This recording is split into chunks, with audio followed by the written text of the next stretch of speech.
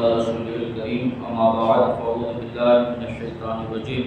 بسم الله الرحمن الرحيم إن الله وملائكته يصلون على النبي يا أيها الذين آمنوا صلوا عليه وسلموا تسليما اللهم صل على سيدنا مولانا محمد وعلى آل سيدنا مولانا محمد وبارك وسلم صلاة وسلام عليك يا رسول الله صلى الله تعالى عليه وآله وسلم۔ آپ حضرات نے اس سے قبل پانی کا بیان سماعت فرمایا، پانی کا مزید اور بیان سماعت فرمائیے۔ کسی درخت یا پھل کے نچوڑے ہوئے پانی سے وضو جائز نہیں، جیسے کیلے کا پانی یا انگور اور انار اور تربوز کا پانی اور گنے کا رس۔ لہذا کیا ہے، اگر کسی پھل سے پانی نکلے یا درخت سے پانی نکلے تو ان پانیوں سے کیا ہے، وضو جائز نہیں ہے۔ جو پانی گرم ملک میں گرم موسم میں سونے چاندی کے سوا کسی اور دھات کے برتن میں دھوپ میں گرم ہو گیا تو جب تک گرم ہے اس سے وضو اور غسل نہ کرنا چاہیے۔ عموماً کیا ہے، ہم تغارے وغیرہ میں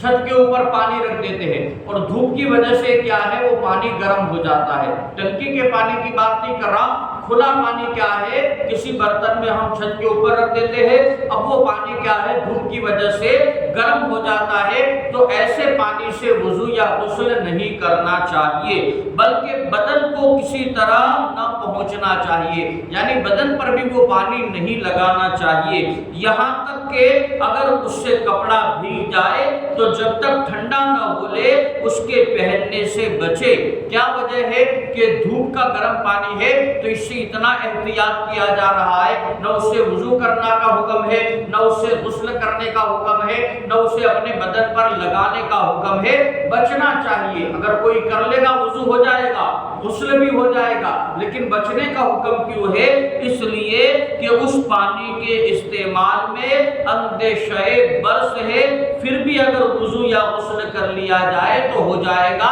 یعنی ایسے پانی سے کیا ہے، کوڑ کی بیماری ہونے کا اندیشہ ہے، لہذا بچنا چاہیے۔ لیکن اگر کیا ہے، ایسے پانی سے جو دھوپ میں گرم ہوا ہے کوئی وضو یا غسل کرے گا تو اس کا وضو یا غسل ہو جائے گا۔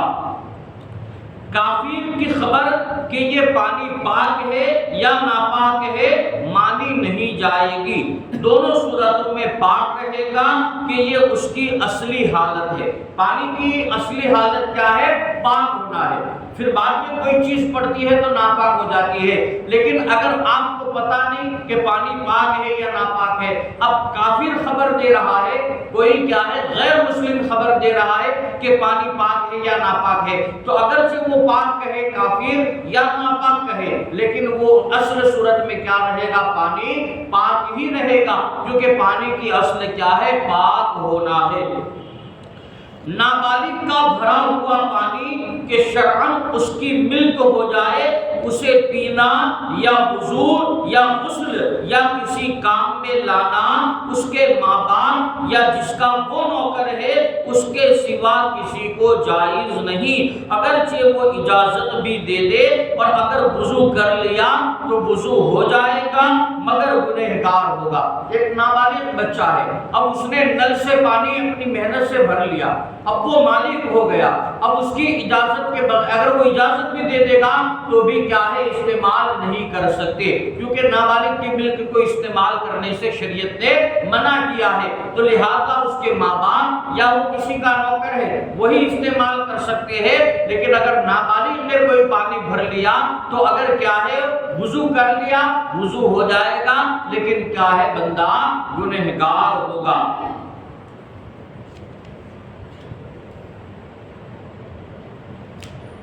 اسی طرح نجاست نے پانی کا مزہ،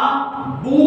رنگ بدل دیا تو اس کو اپنے استعمال میں بھی لانا ناجائز، اور جانوروں کو پلانا بھی ناجائز ہے۔ کیا ہے، جانوروں کو بھی نہیں پلا سکتے ناپاک پانی، اور اگر کوئی پانی رنگ، مزہ یا بو بدل گیا تو وہ ہم استعمال تو نہیں کر سکتے، لیکن گارے وغیرہ کے کام میں لا سکتے ہیں، مگر اس اس گارے مٹی کو مسجد کی دیوار وغیرہ میں صرف کرنا ناجائز ہے۔ ایک پانی تھا، اس کے اندر کیا ہے، کوئی نجاست پڑ گئی، اب وہ پانی استعمال کے لائق نہیں رہا، نہ ہم استعمال کر سکتے ہیں نہ جانور کو پینے کے لیے دے سکتے ہیں۔ لیکن اگر کوئی چاہے کہ میرا مکان بن رہا ہے تو گارے کے اندر وہ پانی میں استعمال کر لوں، تو وہ پانی کیا ہے، گارے میں استعمال کر سکتا ہے۔ لیکن اگر مسجد بن رہی ہے اور ایسا ناپاک پانی استعمال کیا اور اس سے کیا ہے مسجد کی دیواریں استعمال یا لپی جا رہی ہے یا مسجد کی دیواروں پہ وہ گارا استعمال کیا جا رہا ہے، تو پھر کیا ہے اس ناپاک پانی سے بنا ہوا جو گارا ہے اس سے کیا ہے مسجد کی دیوار میں استعمال کرنا ناجائز ہے۔ عموماً کیا ہے اگر کوئی استعمال کرنا چاہے تو وہ استعمال اس پانی کو کر سکتا ہے۔ رب قدیر کی بارگاہ میں دعا ہے اللہ تبارک و تعالی علم دین سمجھ کر اس پر عمل کرنے کی نیک توفیق عطا فرمائے۔